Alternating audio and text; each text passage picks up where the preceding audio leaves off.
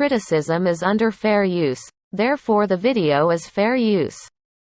Dear Isarthorn, I urge you to read the Fair Use Act of 1976. Your false DMCAs against Artemis and others are illegal. You're abusing the system to silence those critical of you. The videos Artemis, Moth Person and Enclave Emily made are absolutely fair use. Shut up. Shut the hell up, all of you. My DMCA takedowns are not abusive. These videos are not fair use, and today I'm going to show you why.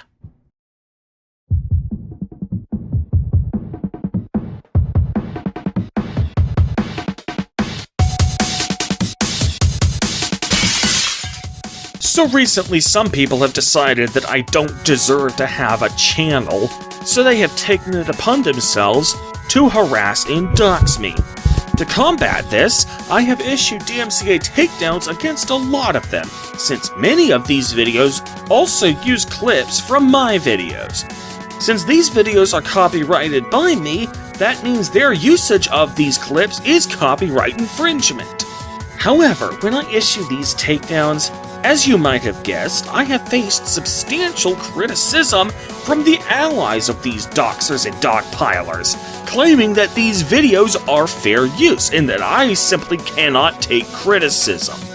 A lot of people seem to forget that I have allowed plenty of videos criticizing my work to remain up in the past, some of them very vulgar and filled with hate. Hell, even the videos I have taken down, I have literally worked with the uploaders and actively helped them in making their videos come closer to fair use when they re-upload them. So, heaven forbid these videos might actually not be fair use, right? Now, I have taken down quite a few videos, but there are 3 in particular that I will be using as examples in this video to help demonstrate the issue at hand. One was uploaded by an MTF trans person named Artemis Wolf. Another was posted by a guy named Moth Person, and the third was a pair of live streams posted by a guy who I've talked about before on this channel, Cretosis. Oh yes, I am considering issuing a takedown against both of those streams. Whether or not I will have done so by this time the video goes up is a different story, but I am seriously considering it. And it wouldn't be DMCA abuse either, because as we are about to see, their streams of my Fallout New Vegas retrospective video are actually very weak cases for fair use. So, what are these videos that I had taken down? For Artemis Wolf, she basically played the entirety of my video, Why the Commonwealth is So Unplundered, a reply to No Tons No Masters. But she spliced that video with occasional, and I mean very occasional, bits of criticism and commentary. Moth Person was honestly the laziest and most blatant case of infringement because he literally just uploaded the entirety of my corrections playlist as one giant compilation, making almost no edits whatsoever. The closest he came to providing criticism was a single still image that only showed 4 words. Other than that, it was literally just the entirety of this playlist, but in a single video rather than 8 videos. As for Cretosis, he basically played the entirety of my Fallout New Vegas retrospective across 2 streams.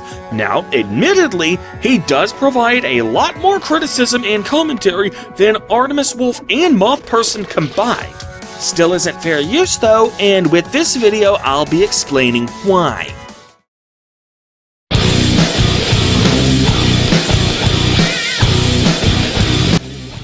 So now let's talk about how the law will apply to you if you decide to issue a DMCA counter notification and force me to take you to court. The first order of business would be to make sure that the case gets filed in the correct court. After all, if I filed the case in the wrong court, then that court would not have jurisdiction.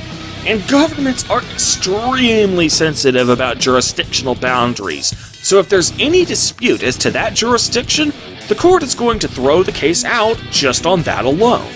Well, first of all, the case is going to be held in federal court since copyright law is handled at the federal level. This means that our case would be governed by the federal rules of civil procedure, which govern how civil cases go down, as well as the federal rules of evidence, which govern when certain pieces of evidence are admissible or not. Okay, but what district should I file the lawsuit in? Well, if you're in the United States, then I'm supposed to file the lawsuit in your resident district. So let's say you live in the city of McClinney, Florida, with a population of 7,304 and the zip code of 32063. There's no federal courthouse in that city because it's so small, so instead I have to find out what district you're in and file in that district. Using this handy-dandy webpage, I can simply enter that city's name and state and find out that you're located in the Middle District of Florida and that the nearest courthouse is in Jacksonville. That's straightforward enough, but what if you're not from the United States? Well, the Digital Millennium Copyright Act states that if you want to file a DMCA counter-notification, it's only a valid counter-notice if you agree to jurisdiction in whatever federal district the host website is located in. YouTube abides by this portion of the DMCA, not that they have a choice, I mean, they can't be breaking the law. So when you go to fill out a counter-notification on YouTube, the option to submit the notification will be grayed out and unclickable unless you check that box first. Now, I just want to say this. This particular portion of the DMCA is absolutely fine. I know a lot of people have a lot of complaints, some more valid than others, about how unfair and unbalanced the DMCA is against independent content creators, but this is not one of them. If you are posting on an American site, then you should be subject to American law. That much is 100% fair. Anyway, YouTube is located in San Bruno, California, which means that our case, if you're outside the United States, would be heard in the Northern District of California. In fact, nearly all social media or video sharing websites on the internet that has a better than negligible viewer base are located in California. YouTube, Twitch, Facebook, Instagram, Discord, Reddit, Twitter, they're all in California. So if you're not from the United States and you want your video to have a reasonable chance of being seen by more than 2 people, there's a 99.99% chance that your case is going to be heard in California. Now, at this point, some of you are probably thinking, fine, let's have the case in California, I don't give a shit. Well, hold your horses, motherfuckers, because we are far from done. Remember, I titled this section of the video Circuit Splits, not Jurisdiction. In my experience, circuit splits tend to confuse a lot of international people, but it's something you're going to have to be aware of if you're going to litigate a case in American court, and what you don't know could hurt you big time. So what exactly is a circuit split? Well, in America, as well as most common law systems, we have something called stare decisis, which is a really fancy way of saying that when you file an appeal, the decision of the Court of Appeals becomes what is known as binding precedent. This means that all trial courts under that appellate court are required to follow that case in all future cases. Because the decisions of the Court of Appeals are legally binding on the district courts, they are quintessentially the law of this country. Case law, to be exact. Many of you have probably heard the term case law before. Well, this is where it comes from. Now, here's where circuit splits come into play. See, when you file an appeal, the case goes to only one of 13 courts of appeals. See, because the United States is such a large country, its judiciary is divided up into circuits, and each circuit has its own court of appeals. As you can see from this map, California, where your case will most likely be heard if you aren't from the United States, is located in the 9th Circuit. Now, which circuit you are in determines 2 things. Which court of appeals will hear your appeal, and which circuit sets binding precedent in your case. Yeah, if your case is in California, then the case law from the Ninth Circuit is what is binding precedent in your case. Case law from Texas, which is in the Fifth Circuit, that don't mean jack shit. Case law from Florida, which is in the 11th Circuit, that don't mean jack shit. Only the Supreme Court sets binding precedent throughout the entire nation. Sometimes federal circuits can issue binding precedent that actively conflicts with one another. This is known as a circuit split, so named because the circuits are split on how to interpret the law. Circuit splits are hands down the most common reason why the Supreme Court chooses to hear a case. Not because they think the case itself is important, but because they see an opportunity to resolve a circuit split so the law will be interpreted uniformly across the country. I originally planned to do this video in the form of a live stream debate, similar to the ones I did with Monty Spa or Skibbity Debbity, with a Portuguese MTF trans girl who runs the YouTube channel called Enclave Emily. For reasons I prefer not to get into right now, we had a falling out and we decided not to do the stream, causing me to make this video as a solo video. However, before that happened, she pointed out the American case of Hughes versus Benjamin, stating that this case would cause her to prevail if she ever filed a DMCA counter notification. However, that case was heard in New York because the defendant was a US citizen who lived in New York, not because the host website was headquartered there. This means that the case of Hughes versus Benjamin used case law from the Second Circuit to reach its decision, which is completely and utterly irrelevant to a case being heard in California. So for the remainder of this video, the legal citations I provide will mostly be either from the Ninth Circuit or the Supreme Court, which sets binding precedent everywhere. Since the Ninth Circuit is the governing law for the vast majority of the world's population. Of the current 7.9 billion people in the world, about 7.7 billion, more than 97%, are going to be subject to Ninth Circuit case law. The only people who aren't subject to it are the couple 100 million people who live in the United States but don't live in the Ninth Circuit like Carl Benjamin. However, because my critics have set so much store in the case of Hughes versus Benjamin, I will reference Second Circuit case law from time to time, just in the interests of humoring you and showing you just how in over your head you are when you say that your videos about me are fair use.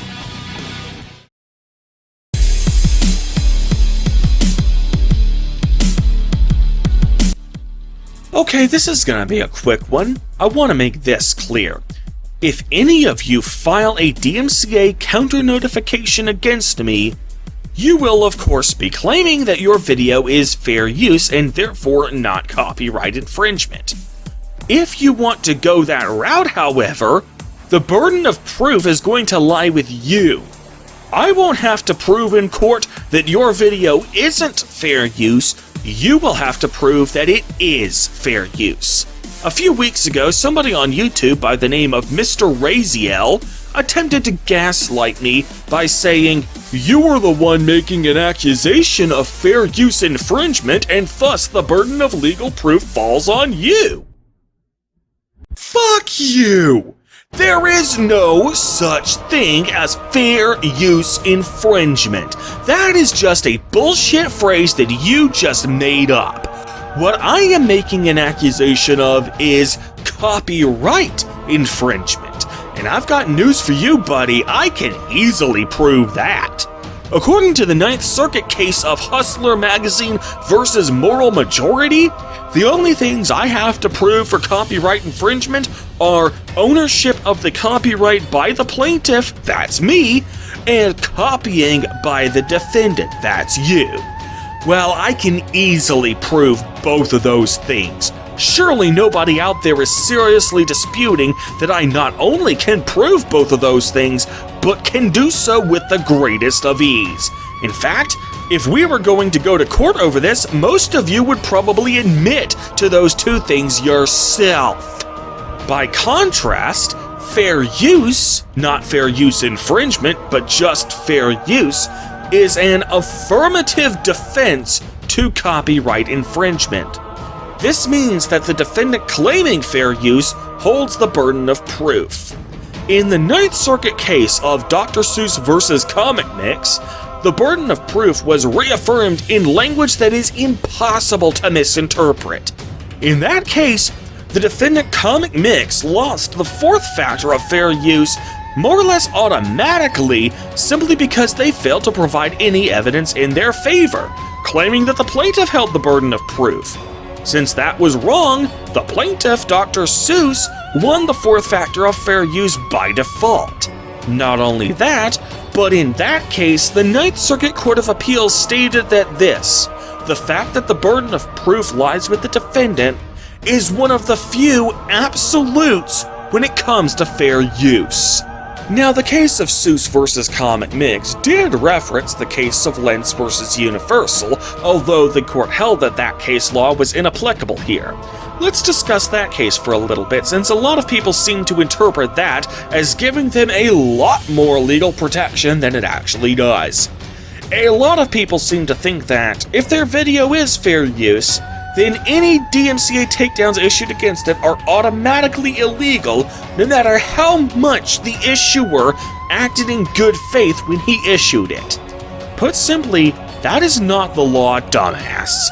Go and actually read the case of Lenz vs. Universal. It very clearly states that I am only required to consider fair use in order to be able to issue the DMCA takedown without breaking the law. The case law very clearly states, and this is a direct quote, if a copyright holder forms a subjective, good faith belief that the allegedly infringing material does not constitute fair use, we are in no position to dispute the copyright holder's belief, even if we would have reached the opposite conclusion. Now, have I considered fair use? Or rather, can you prove that I haven't considered fair use? Because if you want to take me to court over filing a fraudulent DMCA takedown, you would hold the burden of proof there as well. Well, let me ask you this. After watching this video, how can you possibly say I haven't considered fair use when I'm literally making a video over 2 hours in length? Literally considering fair use! Yeah, I didn't think about that one, did you, cocksuckers? So no, fuck you, Mr. Raziel. Take your bullshit attempts at gaslighting and shove them up your ass. There is no such thing as fair use infringement.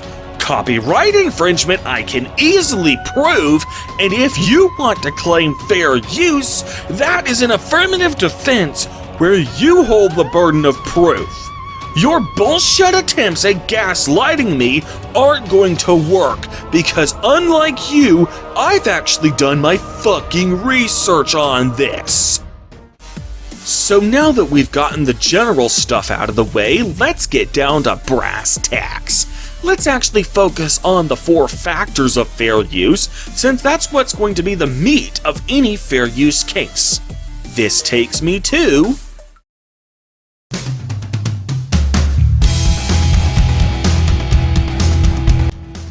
Now, to help people understand fair use without having to seek the expensive advice of an attorney, a lot of law schools have published fair use checklists, many of which are freely available online. Most of these checklists divide the factors and subfactors into 2 columns, with subfactors that favor fair use on the left and with subfactors that weigh against fair use on the right. I will use a couple of these checklists in this video to help facilitate the fair use analysis.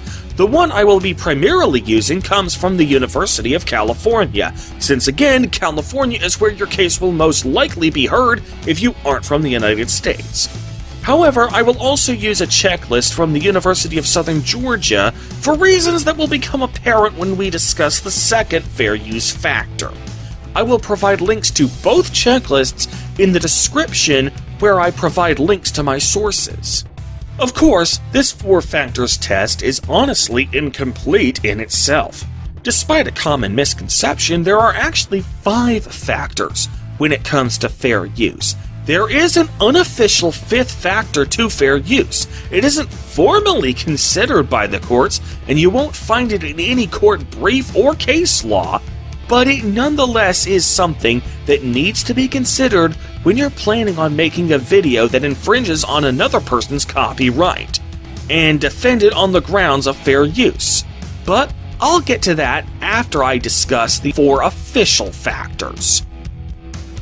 So let's start with the first factor of fair use, the purpose and character of the use, or what exactly is your purpose for doing this video in the first place?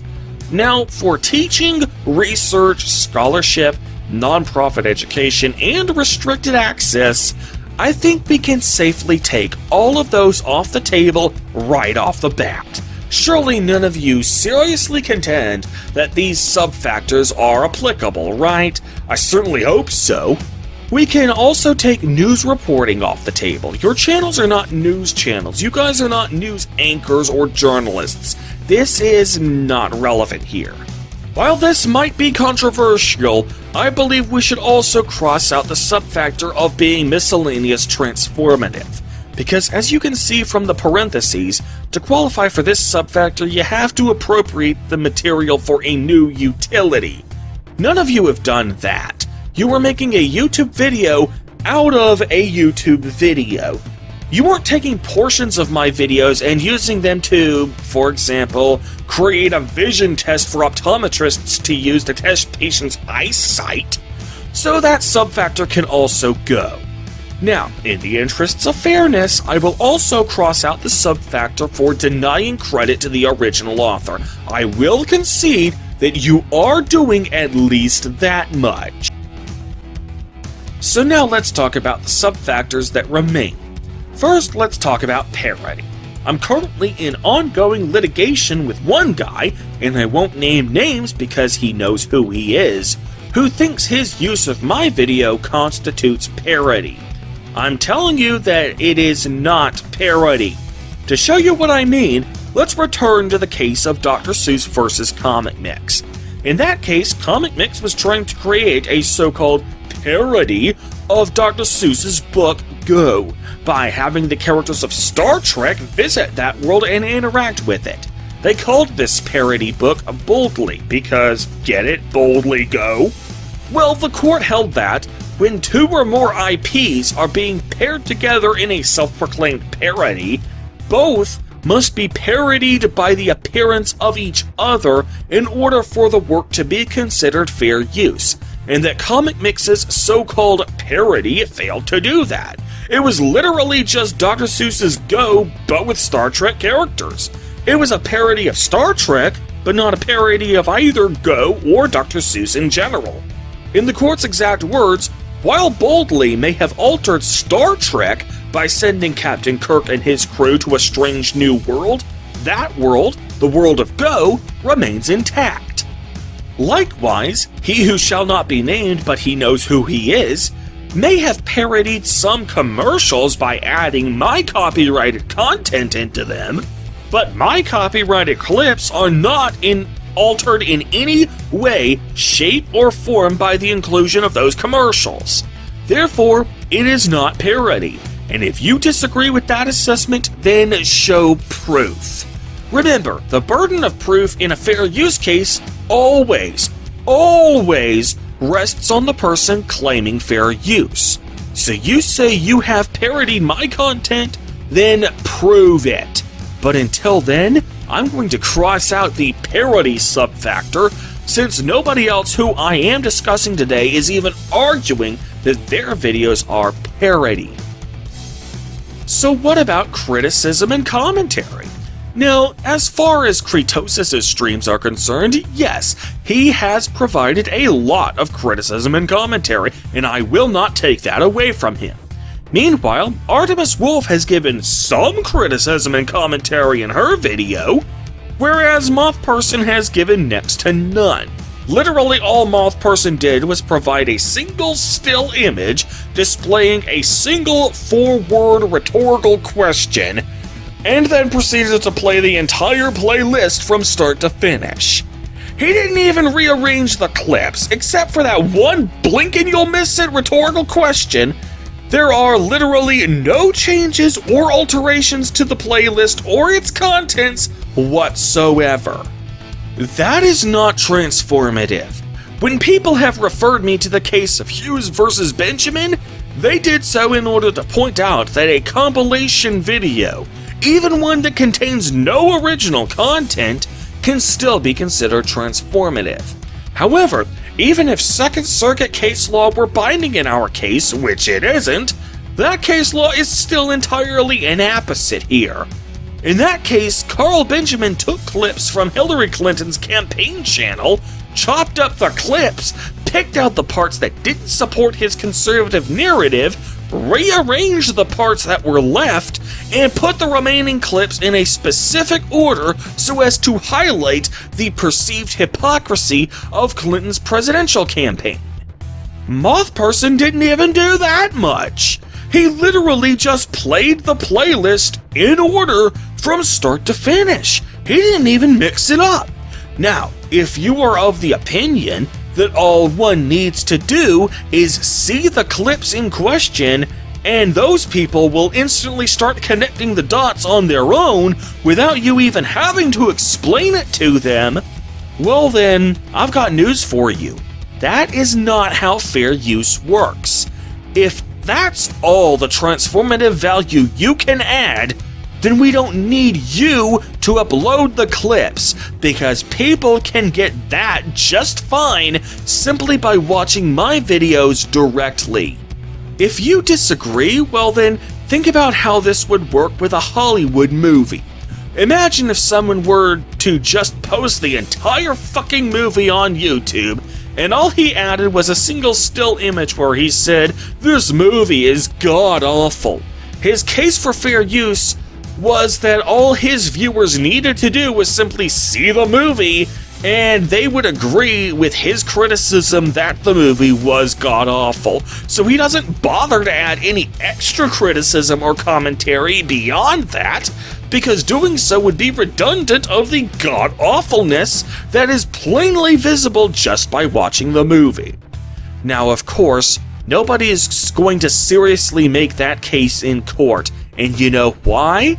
Because it's fucking obvious that it wouldn't be fair use, you dumb shits! So no, Moth Person's video was not the least bit transformative. Artemis Wolf and Cretosis, on the other hand? Yes, we can check these two boxes. However, I am not exaggerating when I say that this is where their case for fair use begins and ends. A lot of people, and I mean a fucking lot of people, seem to think that this is all you have to do in order to qualify for fair use. Criticism is under fair use, therefore the video is fair use. And criticism and commentary are both used as fair use in YouTube's fair use policy. The problem is, that's not the law. Seuss vs. Comic Mix plainly states that being transformative alone isn't enough. In the court's exact words, while the analysis of the first fair use factor may be guided by the examples given in the preamble to Section 107, i.e. criticism, comment, news reporting, teaching, scholarship, and research, not even these works compel a per se finding of fair use. When I was attempting to work things out with Artemis Wolf, she points out that you don't have to meet every factor to qualify for fair use. And while that is technically true, that doesn't mean you can just ignore every other factor wholesale. Think about it this way. Imagine if you were taking a test in school. Yes, you can miss a few questions and still pass the test. Hell, you can miss a few questions and still make an A. but that doesn't mean you can afford to do the first couple of questions and after that, just start randomly filling in multiple choice answers without even reading the questions and then expect to pass the test. Not unless you just get really lucky. Even in the Second Circuit, where your precious Hughes versus Benjamin case is from, merely being transformative, even highly transformative, is not good enough to be considered fair use on its own. Take, for example, the case of Castle Rock Entertainment versus Carroll Publishing Group. Carroll Publishing decided that they were going to make a trivia board game called the Seinfeld Aptitude Test, which was themed around the eponymous 90s sitcom. But they didn't get permission from Castle Rock Entertainment, the owners of the Seinfeld IP, to make that board game. The court determined that this board game was indeed highly transformative. See, this is an example of what I was talking about earlier about being miscellaneous transformative. This board game is adapting the Seinfeld TV show to serve a new utility, board games. But the court determined that, just because it was highly transformative, that alone doesn't mean it's fair use. If all you have going in your favor is the fact that your video is transformative, then it's a derivative work. Just like a movie based on a book, just like a video game based on a movie, just like a line of toys based on a TV show, if all you've got is the transformative factor in your favor, then it's a derivative work, which is not fair use, so you need permission from the rights holder to make the adaptation. So that does it for the left column of the first factor. Let's head over to the right column. First of all, Kretosis is absolutely profiting from his use of my videos. His live streams routinely receive super chats, and even when the streams are over, they still remain on YouTube as videos on demand, and Kretosis collects ad revenue from them. Therefore, we can easily say that this factor weighs against fair use, at least against Kretosis. So what about Moth Person and Artemis Wolf? They each have less than 1,000 subscribers, so they obviously don't qualify for the YouTube Partner Program. Well, that still doesn't mean they aren't profiting from their use of my videos. There are ways to make money off of a YouTube channel that don't require you to be in the YouTube Partner Program.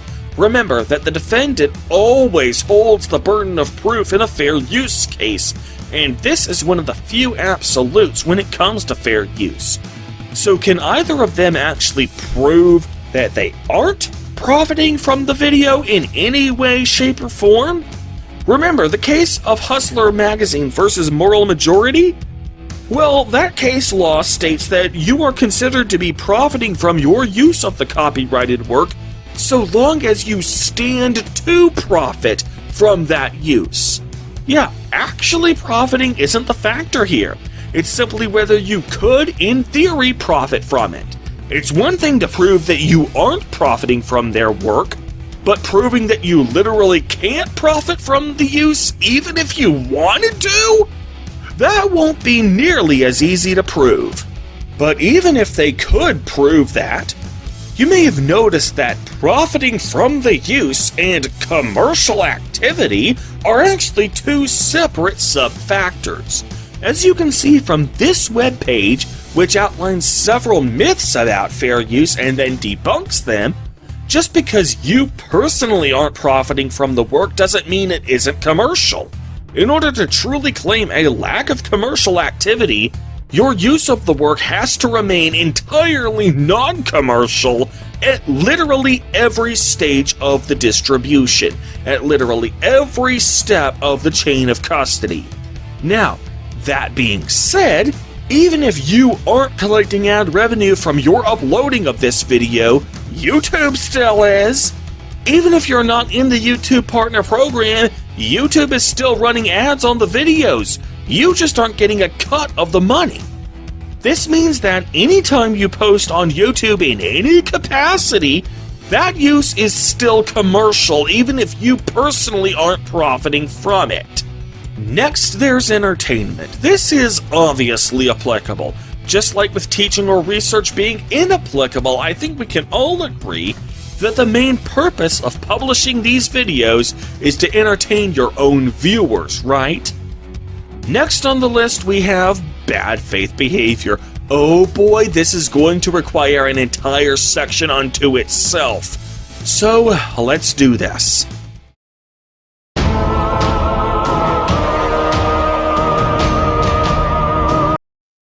Let me just get this out of the way. If your uploading of the video is designed, even partially, to harass or dox me, then your video is automatically not fair use, even if that same video could be considered fair use under otherwise identical circumstances. I know a lot of you are going to heavily disagree with me on this, so let me just say it again so it will sink in.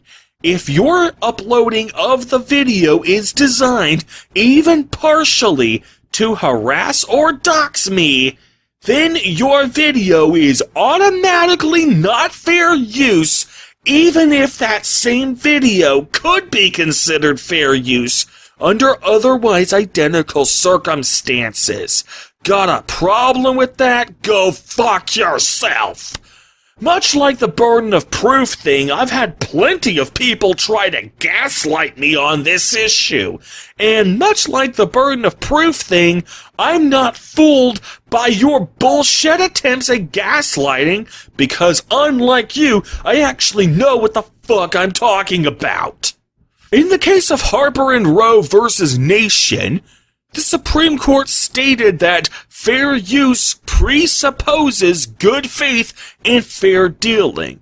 The word presuppose means to require as an antecedent in logic or fact, according to Webster Dictionary, and the word antecedent means a preceding event, condition, or cause by that same dictionary. Therefore, when the Supreme Court says that fair use presupposes good faith and fair dealing, that means that good faith is absolutely mandatory as a prerequisite to fair use, and that without it, fair use cannot exist. Therefore, bad faith is an absolute bar to fair use. Says who? Says the Supreme fucking Court. How's that for an authoritative source? But, okay, for the sake of argument, let's assume that I'm misinterpreting the Supreme Court. Let's also look at another legal doctrine that exists in American law. It's called abuse of rights, and the website of uslegal.com has a webpage giving a brief overview of the topic. As you can see, it clearly states that the malicious or antisocial exercise of otherwise legitimate rights can give rise to civil liability. Otherwise legitimate rights. Also, it says that to qualify for this exception to your rights, there are 4 ways I can prove that your rights are being abused. I only have to meet one of them, and I think I can meet all 4. The predominant motive is to cause harm? Yup, check. No serious or legitimate motive exists? Check. Goes against immoral rules, good faith, or elementary fairness? Check. Exercised for a purpose other than that for which it was granted? Checkmate. Now, this is an extremely short article describing a rather complex legal principle. So to help you understand it further, let me defer you to a video that Legal made a few months ago, where he discusses spite fences and other malicious erections. In that video, he talked about infamous cases where malicious neighbors were held liable for damages for doing things that, on their face, appear legal, such as erecting a fence around their property or putting a statue in their front porch. But because they were doing these things out of pure malice and spite towards their targets, their rights were nullified by their malicious motives. But okay, maybe you think there is insufficient evidence that you guys are acting with actual malice. Of course, you don't get to make that call, you don't get to be the judge of your own case, and as you will soon see, there is indeed plenty of evidence that you were all acting with actual malice. But for the sake of argument, let's assume that isn't the case. I can still nullify your claim to fair use, not that you had much of a claim to begin with, by turning to one more legal doctrine. For this, I'd like to cite the Ninth Circuit case of Fisher v. Dees, which reiterated the Supreme Court's precedent that fair use presupposes good faith and fair dealing. But in addition to that, notice that this court describes fair use as an equitable doctrine. This actually opens up a whole new can of worms that wouldn't otherwise exist. Because fair use is a doctrine that exists in equity, that means that all of the maxims of equity apply to it. One of those maxims is, he who comes into equity must come with clean hands, or just the clean hands doctrine for short. Basically, it means that you cannot receive justice from the court if you yourself have acted in an unjust manner in relation to this claim. So, if you want to claim fair use, you have to have acted justly with regards to your use of my copyrighted content. So if you were posting content that could be considered fair use, but it's also harassing and doxing me at the same time, then you were acting with unclean hands, which means that it's not fair use, which means I get to DMCA your video. You don't get to harass or dox me and then hide behind the thinly veiled pretense of fair use to keep me from stopping you. It's actually the other way around. And I mean it when I say that unclean hands forecloses your rights to judicial relief in their entirety. And I have multiple case laws to back up this assertion. Here are just 3 cases, all of them coming from the Supreme Court. First, we have the Supreme Court case of Keystone Driller versus General Excavator, which states the governing principle is that whenever a party who, as actor, seeks to set the judicial machinery in motion and obtain some remedy, has violated conscience or good faith or other equitable principle in his prior conduct, then the doors of this court will be shut against him in limine. The court will refuse to interfere on his behalf, to acknowledge his right, or to award him any remedy. The phrase in limine means on the threshold or as a preliminary matter. So when a court closes its doors to you in limine, it means that you won't even get to argue your case for fair use. You may have a very strong case for fair use, but it won't matter because you'll be preliminarily blocked from even bringing that case. Says who? Says the Supreme fucking Court. How's that for an authoritative source? Or how about the Supreme Court case of Bine versus Heath, which states that it is a principle in chancery that he who asks relief must have acted in good faith.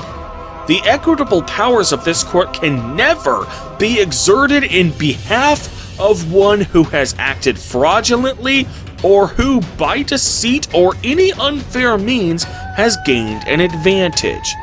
Or how about the Supreme Court case of DeWeese versus Reinhardt, which states that if the conduct of the plaintiff, or in this case the defendant, since the burden of proof in a fair use case lies on the defendant, so it's a role reversal, be offensive to the dictates of natural justice, then whatever may be the rights he possesses, and whatever use he may make of them in a court of law, he will be held remediless in a court of equity.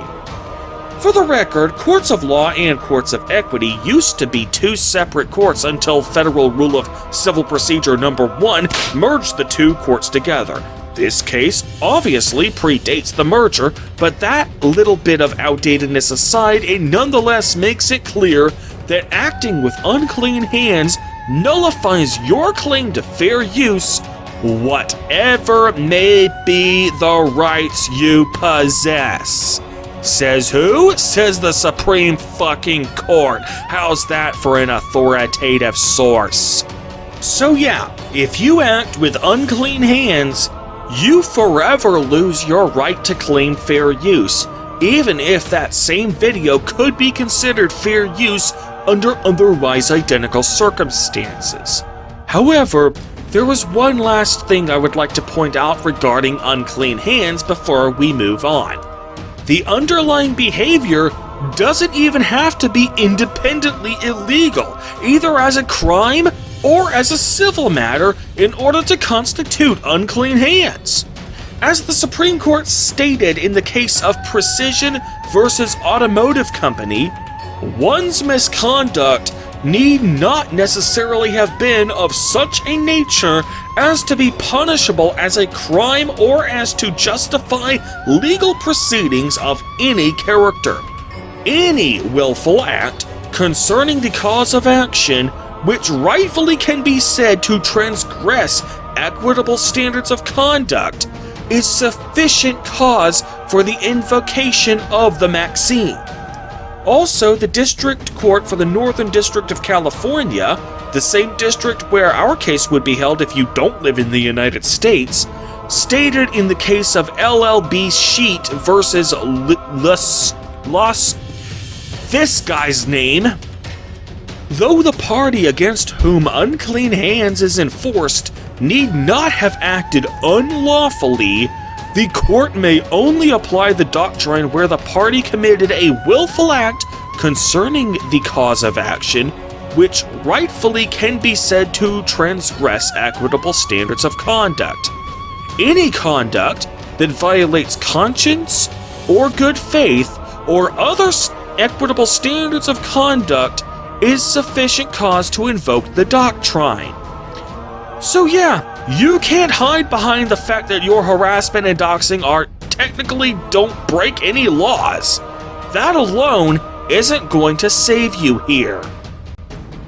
Okay, so we've established that acting in bad faith can nullify fair use in its entirety. So that just begs the question, do I have any evidence that you people are indeed acting in bad faith? Well, yes. Yes, I do. First, let's talk about purloined copies of my work.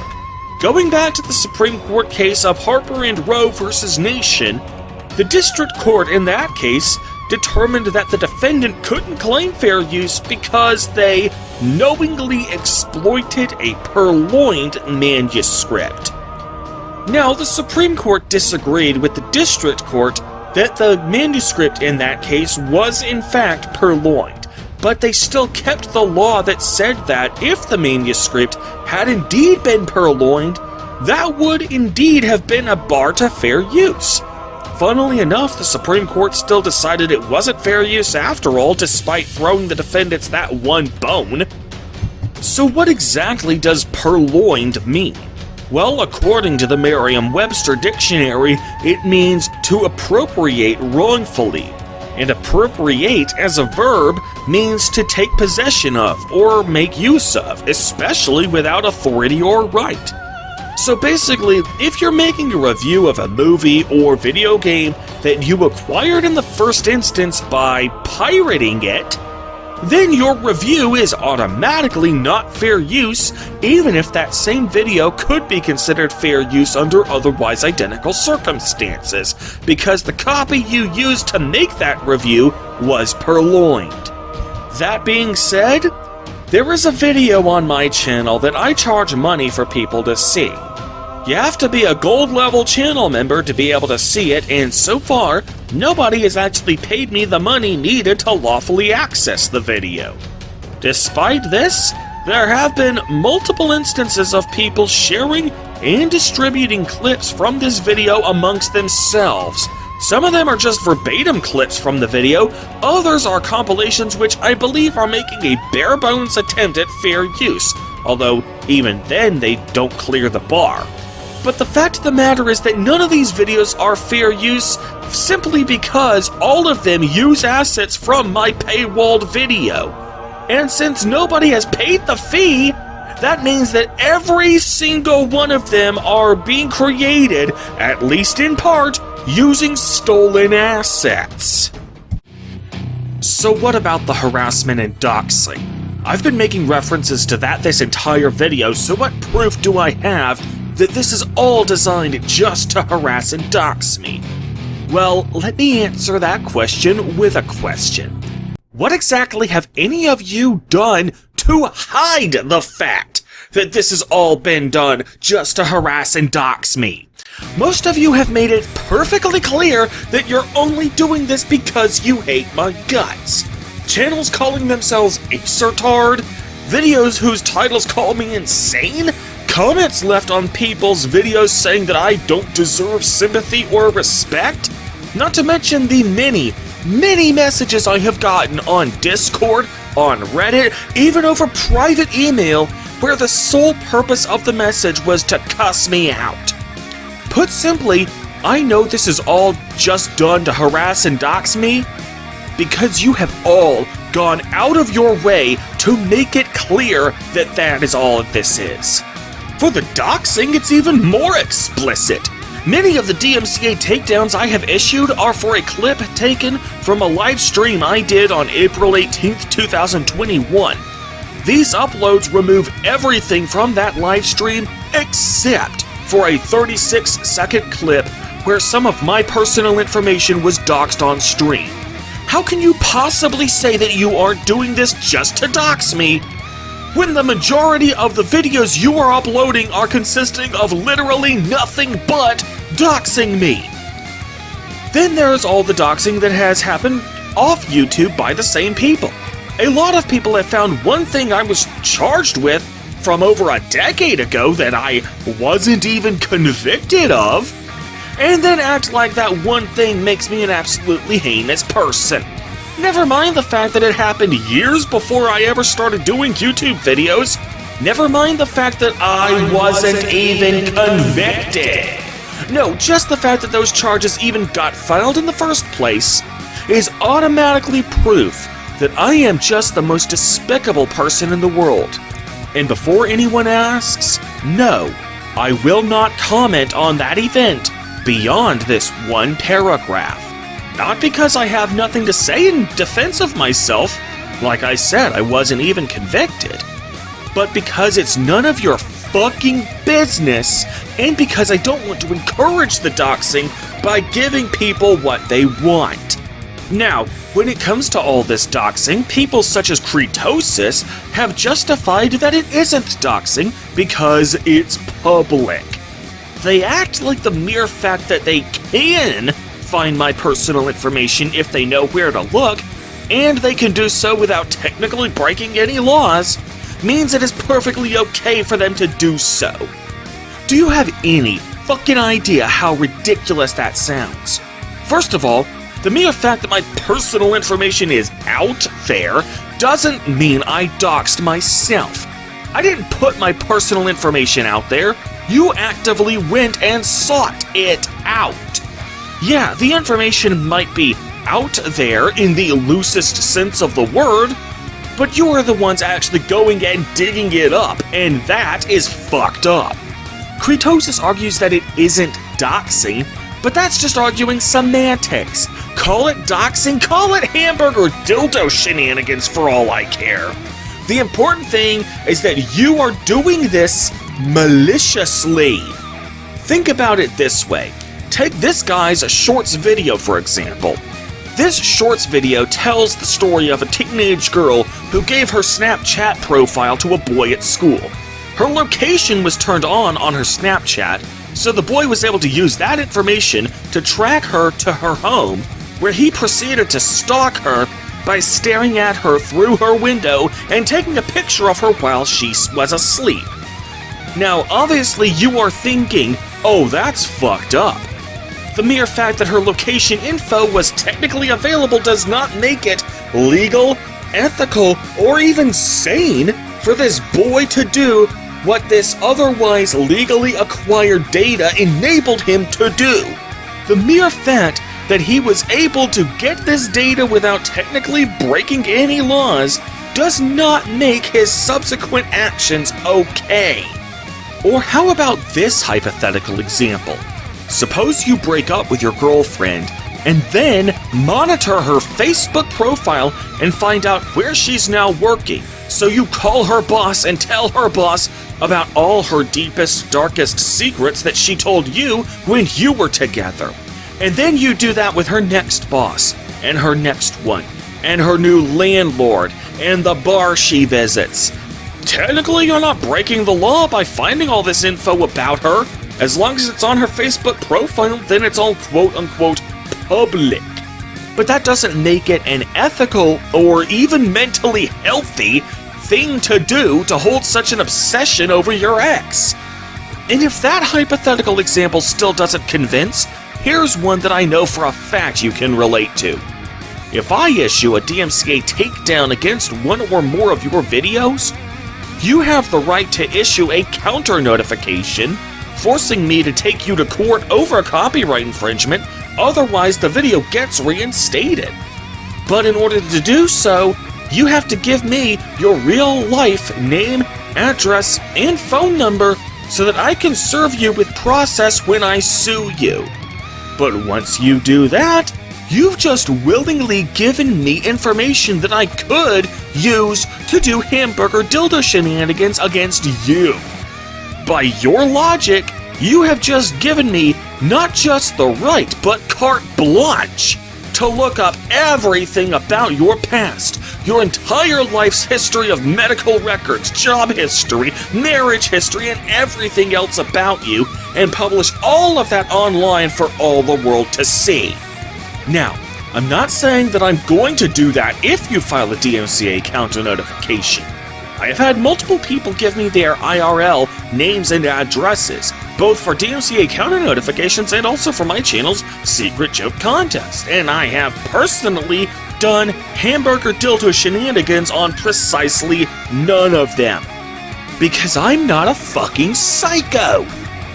No, I'm simply saying that by your logic, not mine, giving me your personal info in literally any capacity whatsoever, as long as it's voluntary, means it is suddenly perfectly ethical for people to use that information for literally any purpose they want, no matter how malicious that use may otherwise be.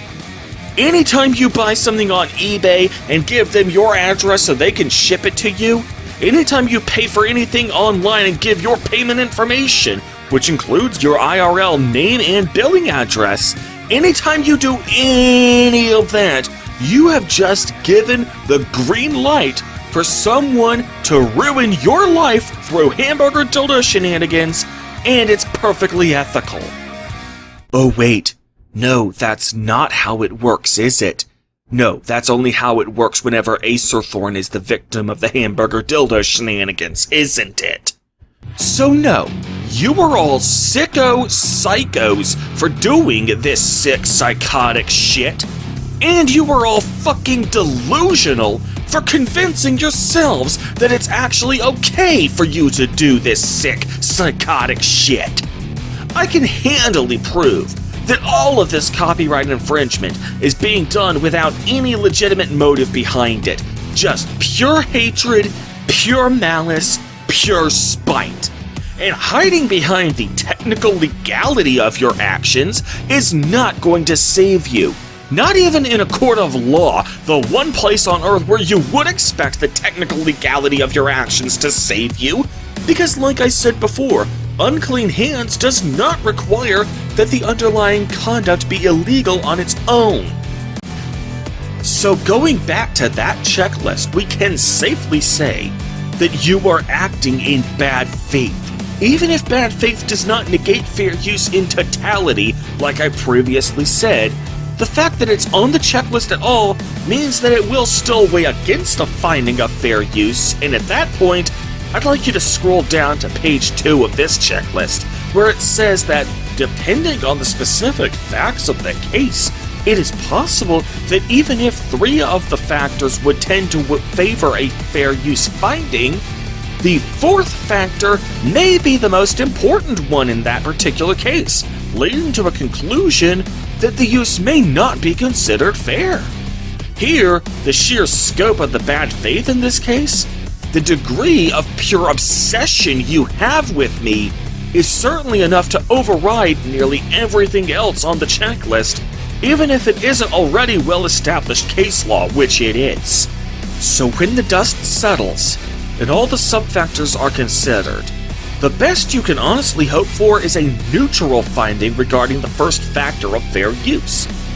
But when the judge considers just how deep the bad faith and malice goes in this case, he's almost certainly going to say that the first factor weighs against fair use if he doesn't just end the analysis right then and there.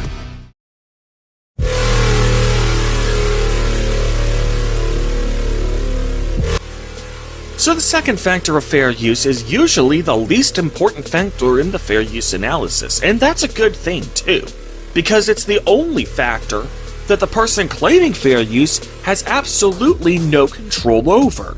If someone is reviewing a movie, for example, there's nothing the reviewer can do to make the movie less fictional.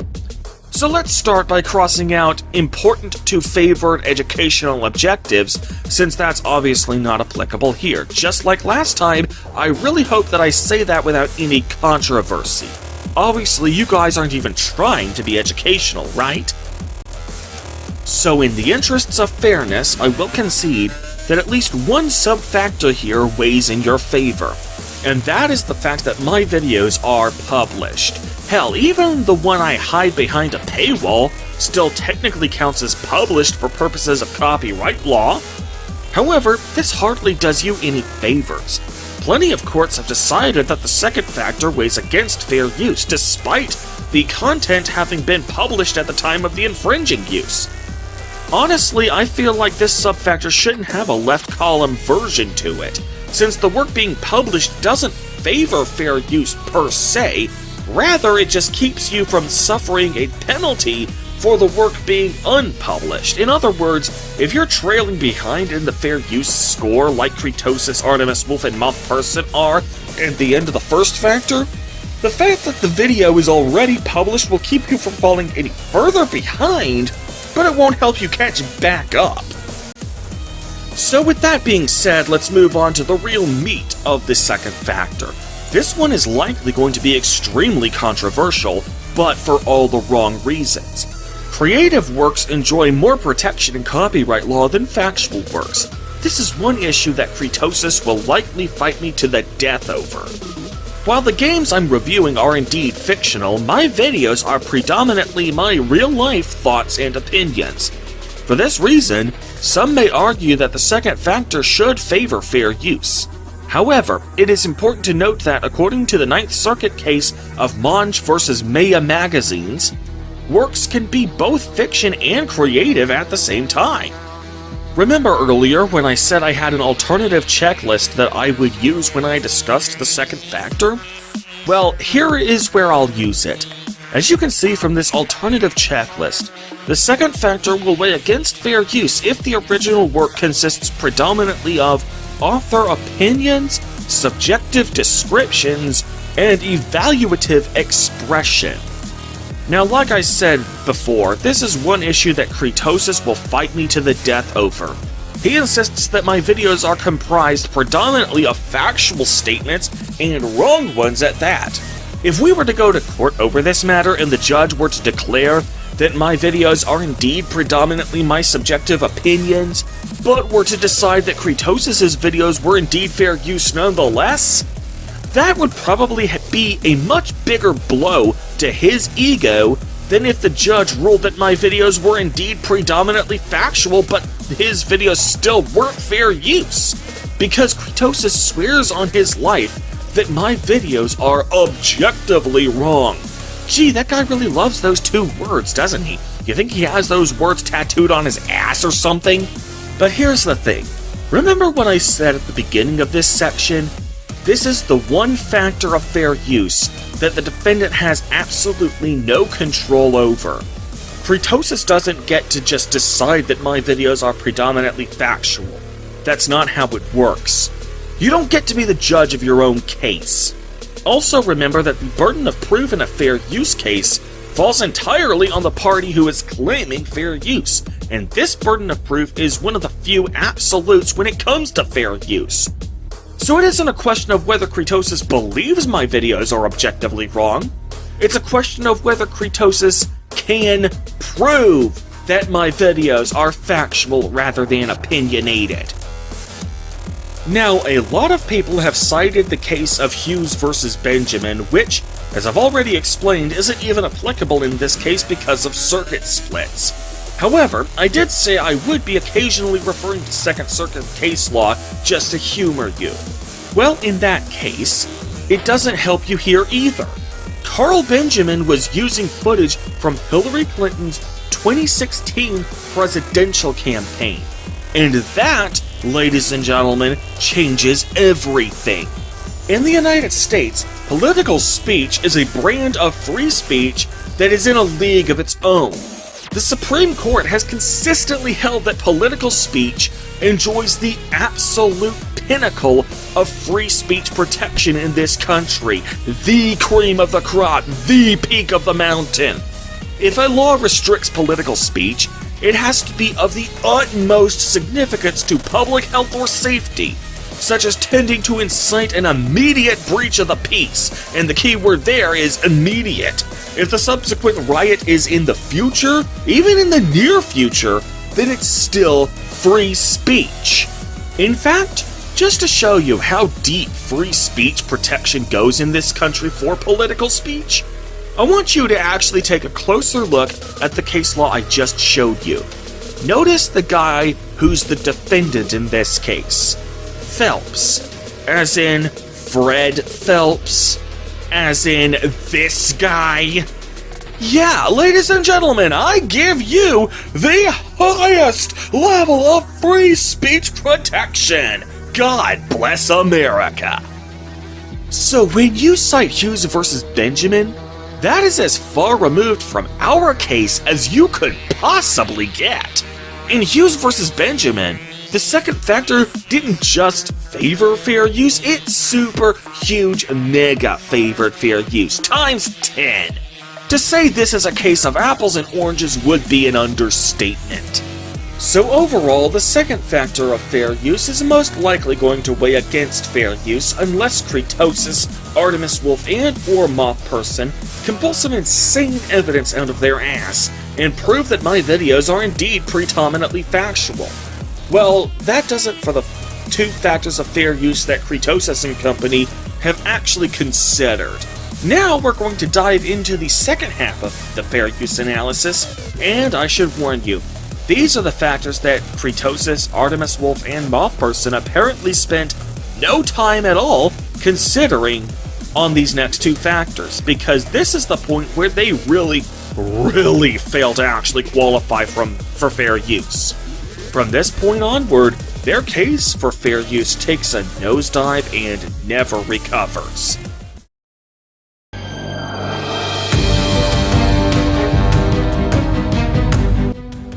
The third factor of fair use concerns the amount and substantiality of the portion used. Fair use prefers that you only use the minimum amount of the original work necessary to make your point, within a reasonable margin of error. You're also supposed to refrain from using the heart of the work or the most iconic and memorable part. For example, if you want to make a crack about my weight or how I don't exactly keep my apartment in pristine, eat-off-the-floor condition, that's fine, but you only need one frame from one stream to be able to make both of those criticisms. Throwing in some criticism here and there does not give you the right to just go buck wild and use the entirety of the video in order to pad out your video's length and therefore average view duration. That's not how it works. Now, depending on the circumstances of the case, you may not need to use any portion of the original work to make your point. For a prime example of this, take Sorcerer Dave, formerly known as Jingles, and his video, Why the Elder Scrolls Isn't Dumbing Down. This was made as a response video to Samuel Online's video, The Elder Scrolls The Dumbing Down. However, he never actually used a single second of Samuel Online's original video when responding to it. Instead, at the start of each section, he paraphrased Samuel Online's arguments rather than replayed them, and his response video came out just fine. Now, that's not to say that paraphrasing will always work. For a counterexample to this, let's use Nostalgia Critic from late 2016 to early 2017. In an attempt to avoid automatic copyright claims on YouTube, Nostalgia Critic briefly ceased using any footage at all from the movies he was reviewing, instead relying on reenactments, and the quality of his reviews really took a nosedive. His reviews didn't make sense half the time, as they were often missing essential context. So when he started getting copyright claims despite not using any footage from the movie, he just went back to using footage, since there was no point in mutilating his videos if the copyright claims were just going to keep coming regardless. So yeah, whether you actually need to use portions of the original work is something that needs to be determined on a case-by-case basis, but then again, the same could also be said for fair use in general. Now, as I said before, MothPerson used pretty much the entirety of my corrections playlist. The only parts he cut out were my introductions, which are honestly the least important parts of those videos. He used more than half of the entire runtime of my playlists. Artemis Wolf and Cretosis, meanwhile, have used not just most of the video, but literally all of the videos they responded to. Every single second of them. This is a drastic sin against fair use. The more of the original work you use, the more you have to justify that it was actually necessary to make your point. Even Hughes vs. Benjamin states that you can use the entirety of the original work if, and only if, your use of the entirety of the original work was actually necessary to make your point. Now, combine that with the fact that the defendant holds the burden of proof in a fair use case, and that this is one of the few absolutes when it comes to fair use, and I'd like you all to ask yourselves, can any of you prove that your use of the entirety of my videos, literally every second of them, was actually well and truly necessary for you to make your criticisms? Remember, the more of the original work you use, the more you have to justify your usage as being truly necessary, within a reasonable margin of error. For example, if you can prove that using 95% of the original work was actually necessary to make your point, then the remaining 5% could potentially be forgiven as a reasonable margin of error. But if you can only truly justify using about 20% of the work, that is to say, if the judge figures you could have made your point just fine while using only 20% of my video, then your use of the remaining 80% of my video is not going to be a reasonable margin of error. So that begs the question, can Cretosis, Artemis Wolf, and or MothPerson actually prove that it was truly necessary of them to use literally every second of my videos? Well, when it comes to Cretosis, he has already admitted that it isn't actually necessary. Yeah, in their stream Stag number 7, at 5 hours, 2 minutes, 21 seconds, Cretosis and company make the following admission about their format. So Acerthorn asks, are you guys watching this video for the first time and improvising your commentary, or have you prepared your responses? Yeah, we're improvising our commentary. This is the first time watch. Yeah, I completely improvised. Yep. It's better going into a video like this for coverage because partly it leads to more genuine reactions. So that's part of the entertainment in these kinds of streams is hearing something kind of crazy coming from the person we're covering. So in admitting to this, they have effectively admitted to two things. First, they have no way of knowing until it's too late what parts of my video are going to be necessary for their criticism. And second, there's no real reason why it has to be that way. They're just doing it that way because it's more fun for them to do it that way. However, I'd like you to take one guess as to exactly how many fucks the judge is going to give about your fucking preferences. Consider this. Imagine if, instead of YouTube videos by indie content creators, you were instead watching big-budget Hollywood movies in their entirety and reacting to them. You probably wouldn't feel nearly as confident doing something like that, would you? But why not? Is it because those guys have big corporate law firms at their beck and call? Well, if your videos are fair use, what are you afraid of? Remember, I've had companies the likes of Warner Brothers and Toy Animation withdraw copyright claims willingly because my videos are fair use. Because even the biggest corporate lawyers can't exploit any technicalities against me when there simply are no technicalities to exploit. So if your reasoning for not doing this with big budget Hollywood movies is that you feel their corporate lawyers can exploit some really obscure technicalities in fair use law that you aren't aware of, then by your own admission, those technicalities must still exist, even if you don't know exactly what they are. Which in turn means that, by your own admission, your videos probably aren't the slam dunk cases for fair use that you publicly claim they are. Now, that's not to say that you can't record your original reactions and post them. Take, for example, the YouTube channel NickFlix, a channel I discovered a few months ago, where the channel's namesake host watches movies, big-budget Hollywood movies at that, for the first time and records his original OG reactions to them. A monster. How could he be a monster? Isn't he just a guy with a hunchback? No. Cried the Archdeacon. Okay, good. Throwing the baby down the well? But he also takes out all the parts he doesn't actually need, and also blurs out the images when he feels the audio alone can provide sufficient context as to what part of the movie he's reacting to.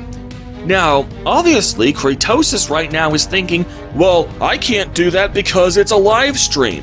He's recording his videos and then uploading them later, so he actually has a chance to edit them. Well, that just begs the question. Why does it have to be done as a live stream?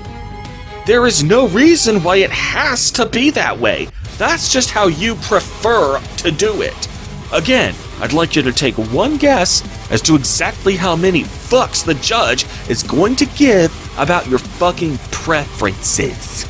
Meanwhile, for Artemis Wolf and Moth Person, there is absolutely no reason whatsoever why they can't curate their videos and take out the parts of my video they don't actually need. It was out of pure laziness that they played the whole thing. Either that or they just wanted to use the entirety of my video in order to stretch out the length and therefore average view duration of their own videos while doing a fraction of the work needed to create an original video of the same length. And if that's the case, well then guess what? That's copyright infringement 101, you moron! Taking someone else's hard work and making the absolute bare minimum original content and then just copying the other guy's hard work verbatim so that you can get all the views and ad revenue from someone else's hard work in exchange for only a fraction of the work yourself? Yeah, that is literally what copyright law is intended to protect against. Once again, your precious Hughes versus Benjamin doesn't actually work in your favor either. In that case, the third factor favored fair use because Carl Benjamin had only used 20% of the plaintiff's video. But of course, far more important than the percentage itself was the fact that Carl Benjamin only used the portions of the plaintiff's video that were reasonably necessary for his critical purpose, and took out every part of the plaintiff's video that wasn't necessary for that purpose. So yeah, on the third factor of fair use, when the checklist says a large portion of the work used, that will very easily weigh against fair use, so we can put the red X in that column and cross out the corresponding part in the left column. Of course, that alone doesn't end the analysis of the third factor. We still need to discuss whether you have used the heart of the work, or the most important part of it. If you use the heart, that also weighs against fair use. Well, if you use 100% of my original work, then you are automatically going to use the heart, because that's inevitable. It's impossible to use 100% of the work and not use the heart. If you used 99% of the work, then maybe you could make a case that you used every part of the video except the heart. But 100%? Even without knowing for sure exactly what part of the video is the heart, you necessarily used that part. So even that sub-factor will weigh against fair use.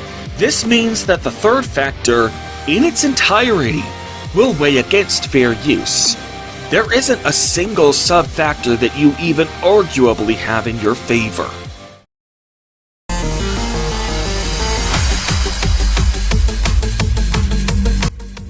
The fourth and final factor of fair use has been declared by the Supreme Court to be the most important factor. In the case of Harper and Row versus Nation, the Supreme Court said this last factor is undoubtedly the single most important element of fair use. Fair use, when properly applied, is limited to copying by others which does not materially impair the marketability of the work which is copied. So the fact that you are about to lose every single sub-factor on this checklist is going to be pretty damn fatal to your chances of achieving fair use. First, let's address the bottom three factors, since they are immediately apparent. Numerous copies made? Yep. Kretosis' stag streams have gotten tens of thousands of views as of the time of this writing, and they'll only continue to get more views if I don't take the videos down. Of course, the reason it will continue to get more views is due to the other two of the bottom three sub-factors. It's posted on the internet, and it's meant to remain on YouTube indefinitely and never be taken down unless I take it down. Now I know what you're thinking. Wouldn't all YouTube videos have these three sub-factors working against them? Doesn't that mean the deck is inherently stacked against fair use on YouTube? Yes, it does indeed mean that. But here's the thing. Just because you think that's unfair doesn't change the immutable fact that that's the law. You've got a problem with that? Take it up with Congress, not me. I don't make the rules, don't shoot the messenger. But until such time as Congress changes the law, that means that if you want to do fair use on YouTube, you'll have to be extra fair use in order to compensate for these three sub-factors working against you by default. Next, let's cross out the sub-factors that are completely inapplicable. First of all, none of you own a copy of any of my videos, at least none that are lawfully acquired. The only legal way to view my videos is on my YouTube and Twitch channels. These videos are visible only for as long as I choose to leave them up. You do not own them any more than you own a copy of a movie that is currently being shown in theaters but isn't yet available on DVD. Hell, even that video I mentioned earlier that's supposed to be gated behind a paywall, you wouldn't own a legal copy of it even if you paid my fee. So this sub-factor is entirely inapplicable. Next, there's the sub-factor that no other product like mine is being marketed by me. Again, this is also inapplicable because, like I said during the first factor, you're making a YouTube video out of another YouTube video. I am indeed marketing a very similar product to yours. Next, we have the subfactor of reasonably available licensing mechanism. This is one subfactor that many of you will probably freely admit that you have never considered before. After all, what do I need a license for? The whole point of fair use is that you don't need permission from the copyright holder, right? Well, first of all, I just want to say that it ultimately doesn't matter how you feel about this subfactor, because that doesn't change the immutable fact that it's the law. Just like with the subfactor about being put on the internet, if you've got a problem with this subfactor, take it up with Congress. Until then, it's the law and there's nothing you can do about it. But for the sake of a thorough analysis, I'm going to speculate as to why this is a subfactor in the fair use analysis. Please understand that this is just my best guess as to why, but also please understand that at the end of the day, the reason why ultimately doesn't matter because it's the law. I believe this subfactor exists in order to encourage parties to sort these matters out amongst themselves before going to court. See, litigation is expensive, not just for the litigators, but also for the taxpayers and the judiciary. Combining both civil and criminal court, it is not uncommon for there to be a ratio of over 100 cases active and open in federal court for every one federal judge, and it can be fucking overwhelming for the judge trying to juggle all of these cases on his docket while still giving each case its due consideration. As a result, courts heavily favor it when parties work their disputes out amongst themselves. Plea bargains, settlements, mediations, courts love those things. They really prefer it if you don't bother them with your Jerry Springer Show episode unless you absolutely have to. In many aspects of the law, it is not only favored, but mandatory that you exhaust your administrative remedies before you file suit, and failing to exhaust your administrative remedies is grounds to dismiss the case in its entirety. Even in cases where that isn't mandatory, such as copyright, it is not uncommon for federal judges to assign magistrate judges to conduct mediations in their cases, and to compel the parties to attend those mediations. Although the judge cannot force the parties to settle out of court, they can, and therefore often do, force the parties to at least attend these conferences, because that's just how much courts prefer parties to settle their differences themselves if at all possible. So here, while you are not required to get a license if your video is otherwise fair use, if there exists a means of obtaining my permission with reasonable conditions to make a video based on one or more of my videos, and you don't even so much as attempt that resolution for no other reason than because fuck you, Acer Thorn, you don't deserve that courtesy because you're a little bitch, well then your attitude, while not an absolute bar to fair use, will certainly weigh against fair use even if your overt actions do not. So that begs the question, do I offer a reasonably available means of getting my permission to make a response video to my own? Well, for starters, my business email is available on my channel's About page, so I clearly am open to receive business inquiries from anyone. So if you reached out to me, would I be willing to offer objectively reasonable conditions to grant you my permission? I don't know, have you tried... trying? When I do communicate with people in an attempt to work this shit out, I'd like to think that I'm pretty fair about this shit. I'll even actively assist you in making your criticism of me come closer to fair use. Like in this screenshot, you can see me using the Socratic method to help this person give better criticism and commentary. But for the overwhelming majority of people, whenever I attempt to open up communications with people, I usually get the cold shoulder. Take Artemis Wolf, for instance. In this screenshot, I invite her to talk to me and work our differences out. What do I get for this good faith attempt at reaching out? I get the middle finger, that's what. So no, this subfactor is undoubtedly going to weigh against fair use. Deal with it. Last but not least, we have the subfactors about replacing sales of the work and impairing my ability to market my product and derivatives thereof. Now, when I say last but not least, I actually mean most, in that this is the single most important sub-factor in all of fair use. You know why? Because this one single sub-factor has the potential to single-handedly kill fair use dead. In other words, if people will see your video and think to themselves, well, I've seen everything there is to see about Acer Thorn's video, so no need for me to go to Acer Thorn's channel and watch his video in addition to this, then that tends to not only weigh against fair use, but kill it outright. Again, going back to the Supreme Court case of Harper and Row versus Nation, the Supreme Court says to negate fair use, one need only show that if the challenged use should become widespread, it would adversely affect the potential market for the copyrighted work.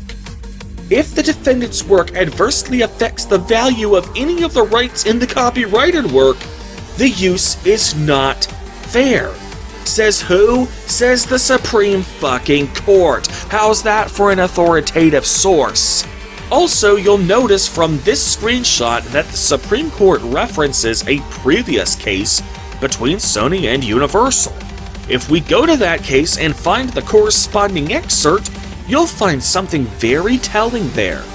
Actual present harm need not be shown, nor is it necessary to show with certainty that future harm will result. What is necessary is a showing that some meaningful likelihood of future harm exists.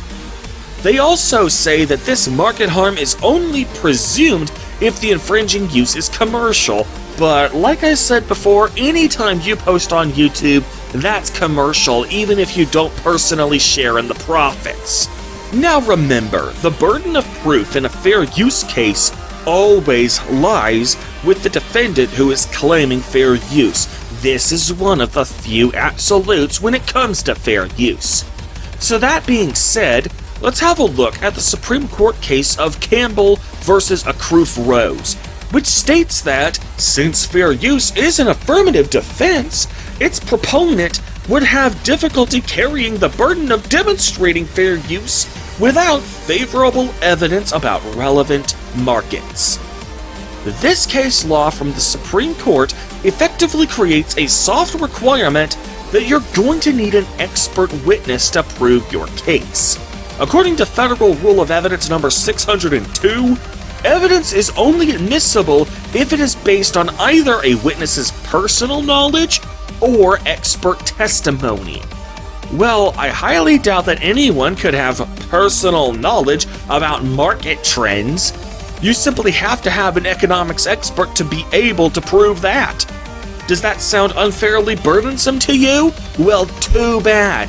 After all, it's called the burden of proof for a reason. However, that is only a soft requirement. After all, the Supreme Court did not say that you must have favorable evidence about relative markets. They only said that it would be hard to prove fair use without it. So what are some alternative ways to prove that your videos won't usurp the market for my videos? Well, remember that Artemis Wolf and Kretosis all used the entirety of my videos that they were responding to. Every single second of them. My person also used almost all of them, cutting out only the least important parts. That being said, let's go back to the Ninth Circuit case of Hustler Magazine versus Moral Majority. The court says that, by copying all or substantially all of the copyrighted work, the distinction of function vanishes since whatever the intent of the copier, a verbatim reproduction will of necessity serve the function of the plaintiff's work as well as that of the defendant's. Now, if usurping the market for my videos will negate fair use to the exclusion of all other factors, and using all or substantially all of my videos necessarily usurps the market for my videos, well, I'm sure you can all connect the dots. The case of Hughes versus Benjamin, which you all championed despite it not being applicable, also doesn't help you here either. Using Second Circuit case law, they state that a defendant usurps the original work's market when the infringer's target audience and the nature of the infringing content is the same as the original. Those factors were not present in the case of Hughes versus Benjamin, but both factors are present here. In Hughes versus Benjamin, it was a conservative pundit making fun of a liberal politician. In the United States, our political parties are extremely polarized, and the vast majority of people will either follow all liberal pundits or all conservative pundits. As such, the court of Hughes versus Benjamin held that there is no reason to think that Hughes' audience will abandon her progressive YouTube channel to watch the derisively titled SJW Levels of Awareness on a conservative YouTube channel simply because it contains parts of her work. But here, as I said before, the nature of the two works are the same. You're making a YouTube video for your viewers' enjoyment out of a YouTube video made for my viewers' enjoyment. It's effectively the same thing. Now, as far as our audiences being the same, YouTube's analytics hands me that evidence on a silver platter. As you can see from this screenshot, when YouTube lists the other channels that my viewers also watch, Cretosis is at the top of the list. Our audiences have a lot of overlap. So as for this final sub-factor, we can all safely say that it will weigh against fair use. Unless you have some extremely clever and creative evidence in your back pockets, and let's be honest, you fucking don't, then this sub-factor will weigh against you and will also most likely serve as the final nail in the coffin for your hopes of getting fair use.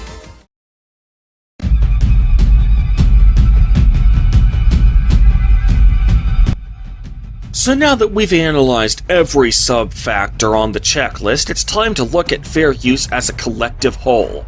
For the coup de grace in fair use, you have to consider all of this, all the commerciality, all the creativity in the original work, all the amount of the work you're using, all the tendency to usurp the market for my video.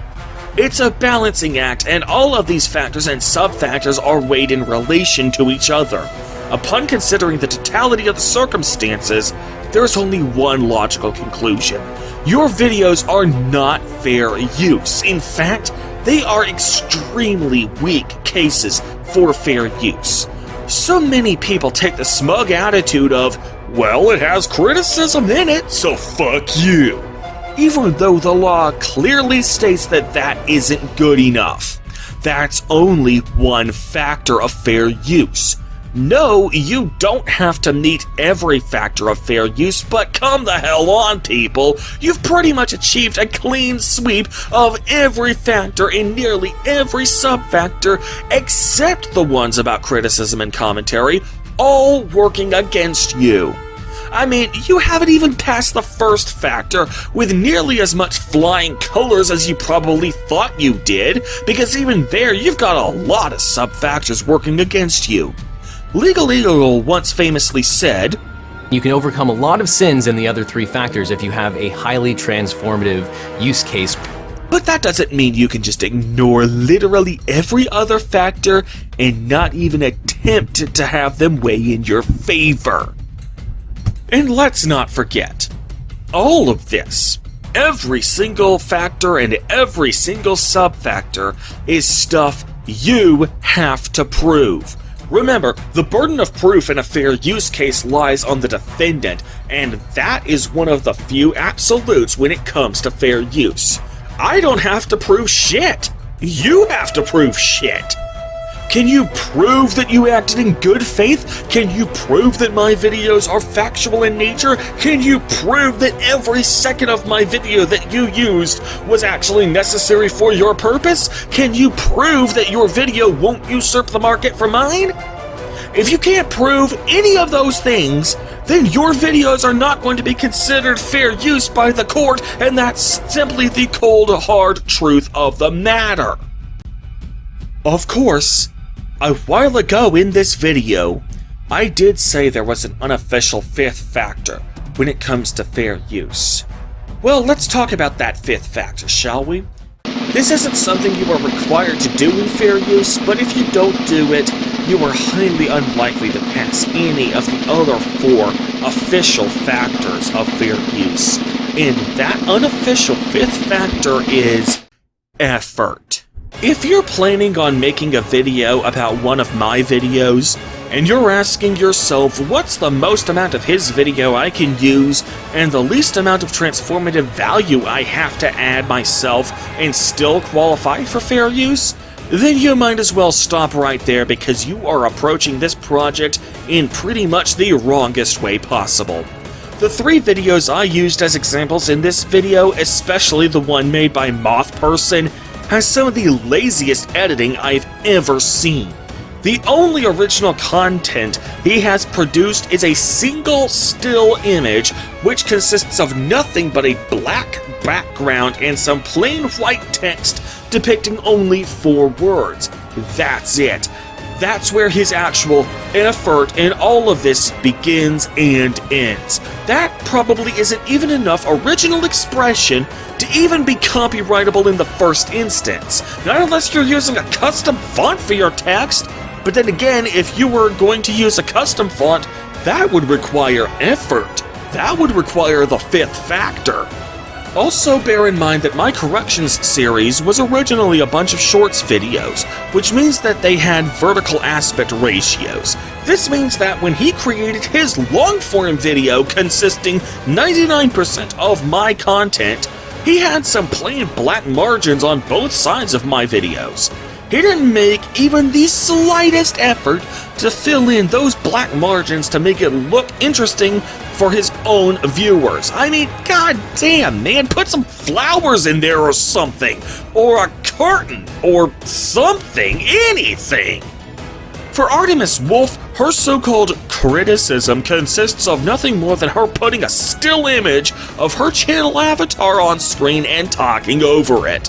I wouldn't be the least bit surprised if she recorded only one take, because her commentary is filled with ums, uhs, and awkward pauses. There are several points in her video that are literally just 4 to 5 seconds of dead silence, while absolutely nothing fucking happens either on screen or in the audio.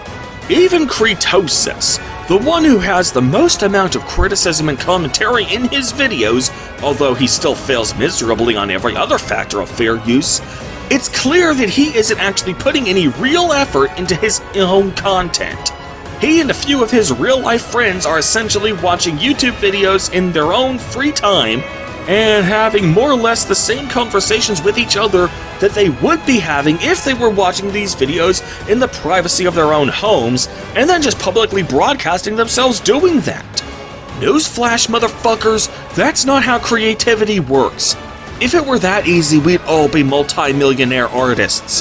Hell, with Patrician TV, when he does his work streams, he's at least taking notes and recording timestamps so that he can find this information quickly later on when he goes to make his retrospective videos, which are the ones that have the actual fifth factor behind them. They're called work streams because he's just doing it for research purposes. With Patrician TV, his work streams are a means to an end, but with Cretosis, his stag streams are an end unto themselves.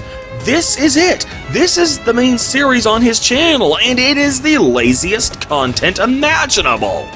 Now, like I said, this is only an unofficial factor. The courts aren't going to consider how much effort you put into your videos when they make a fair use analysis.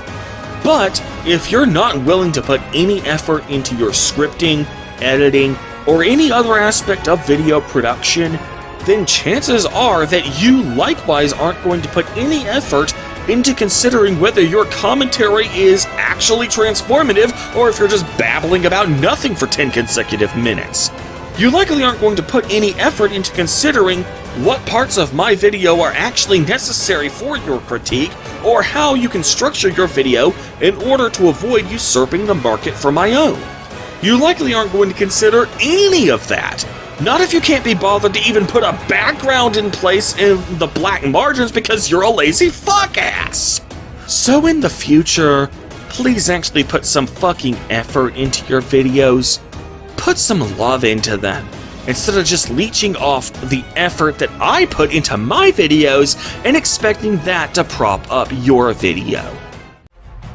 Okay, so you can't claim fair use for these videos. But clearly, these kinds of reaction videos are indeed quite popular. How can the demand for these reaction videos be filled if they aren't fair use? Well, the answer is quite simple. You can still have your reaction videos if you get permission from the copyright holders. The reaction video genre on YouTube is very similar to the Let's Play or gaming stream genres on YouTube and Twitch respectively, in that their status as fair use is far from a well-settled issue as far as the law is concerned. However, Let's Plays and gaming streams are allowed to exist because, and only because, of the largesse of the copyright holders. For gaming streams, many game publishers and developers have come to the realization that allowing these streams to exist actually helps their sales. As such, even though they technically could take these streams down, they have chosen to allow them to remain. But here's the thing you need to keep in mind about largesse. It only exists at the sole discretion of the copyright holders. If at any time the copyright holders decide that the relationship is no longer mutually beneficial, if at any time he decides that he isn't getting any benefit or isn't getting enough benefit out of it, then he has the absolute right to revoke his largesse at any time and for absolutely any reason. Also, only the copyright holder gets to decide whether he is getting any or enough benefit out of it. This means that if you're going to base your entire channel off of infringing content that can only exist at the largesse of copyright holders, you need to stay on the copyright holder's good sides. So if you think that I'm a little bitch who doesn't deserve any respect because I haven't earned any, well, guess what? You can kiss my largesse goodbye, which means that you can't do reactions to my videos.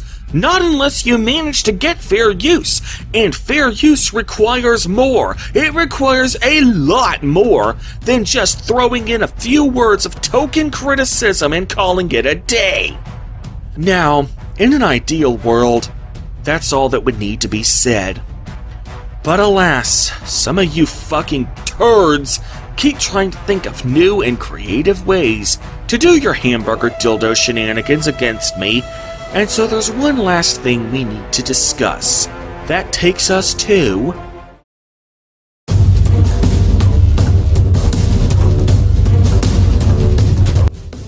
when two or more people contributed to the creation of a work, the work is considered a joint work, and the contributors are considered co-authors for purposes of copyright law. This opens up a whole new can of worms that I hope I never have to deal with ever again. I have done the occasional collaborative project with people. Sometimes these collab projects have ended in absolute disaster. However, a lot of people have it in their heads that, as long as they participate in the stream in any way, shape, or form, that makes them a co-author, which gives them the right to post the entire video on their channels and to give whoever they want permission to do the same. Put simply, that is not how the law works. Skibbity Dibbity, who I did my latest livestream debate with, is not a co-author just because he appears as a guest in the video. Think about it.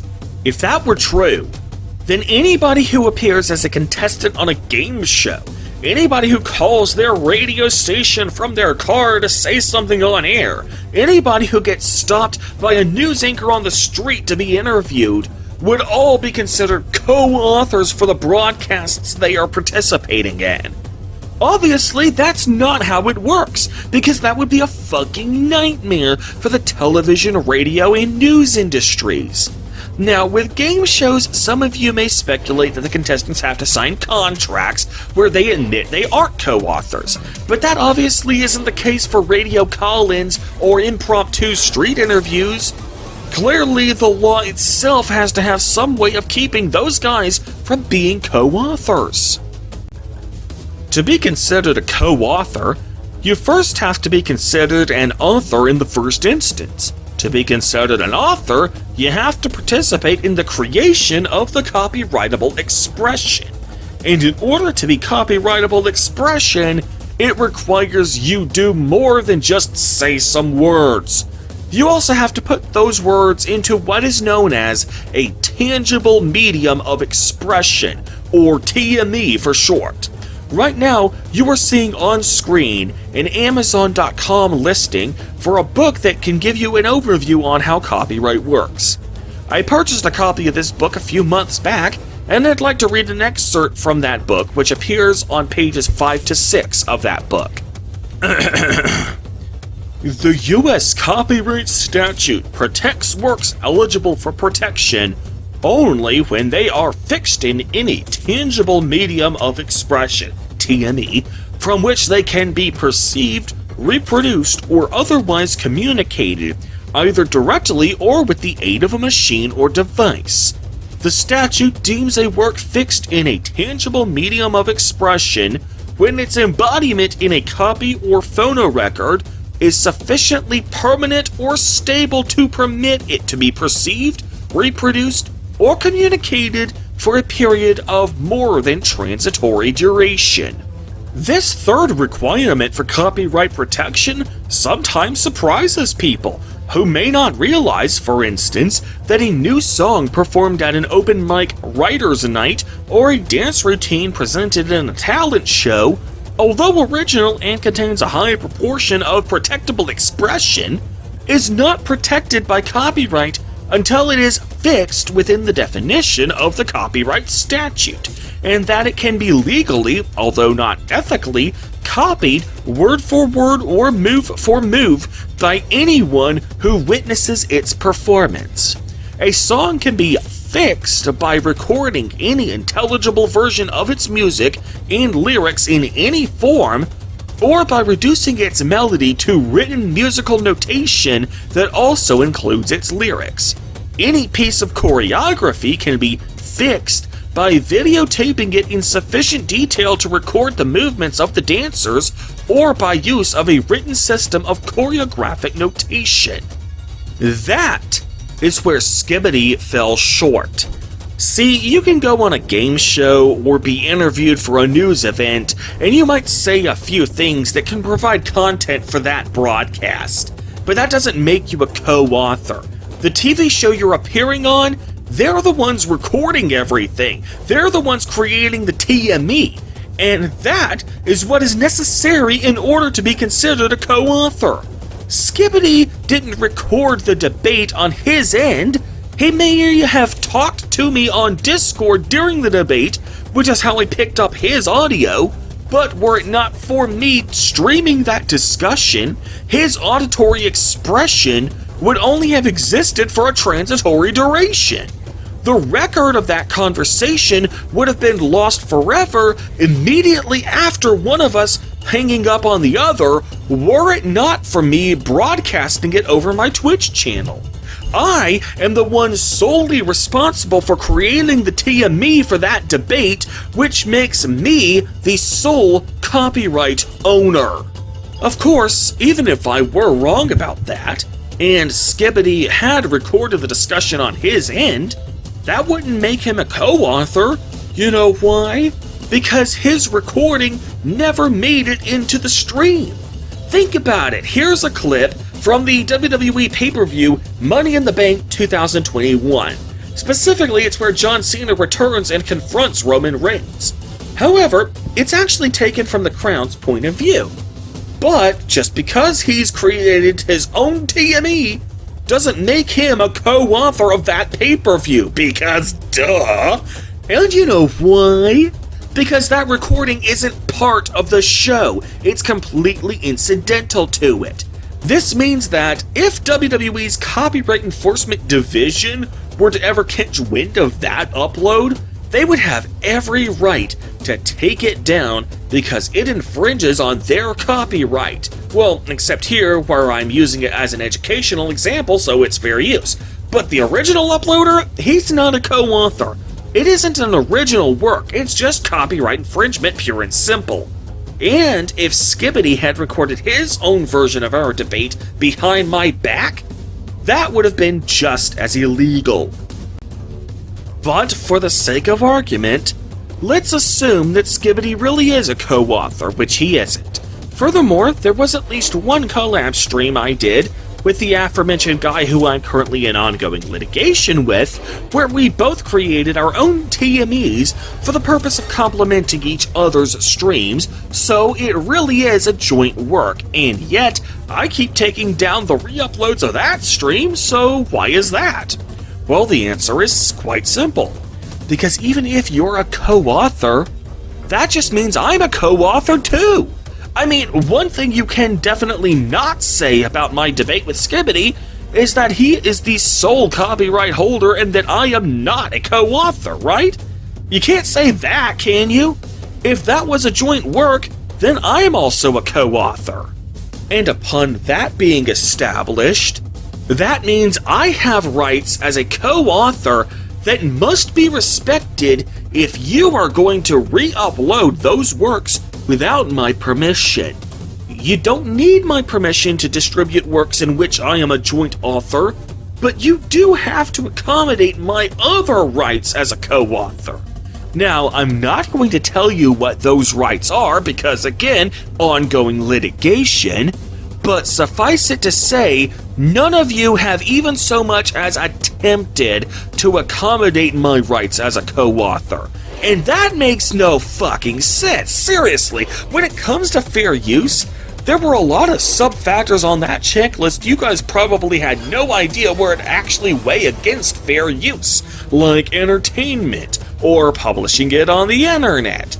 But for joint works, why wouldn't I have rights as a co-author? How is it possible that none of you ever considered that to be a possibility? Now, when it comes to fair use, no, you don't have to meet every factor to qualify for fair use.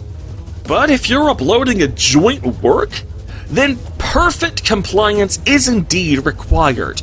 If even one of my rights as a co-author is not being met, or if they are only being partially met, then I have the right to take the video down. So maybe you'd honestly be better off going with fair use. Or honestly, maybe you'd be better off just getting my permission. Or even better yet, maybe it'd be best if you just gave the hell up. After all, as I pointed out at the beginning of this video, YouTube is already taking your shit down of its own accord. So even if what you're doing isn't technically in violation of copyright, it's beyond clear at this point that you need to fuck off.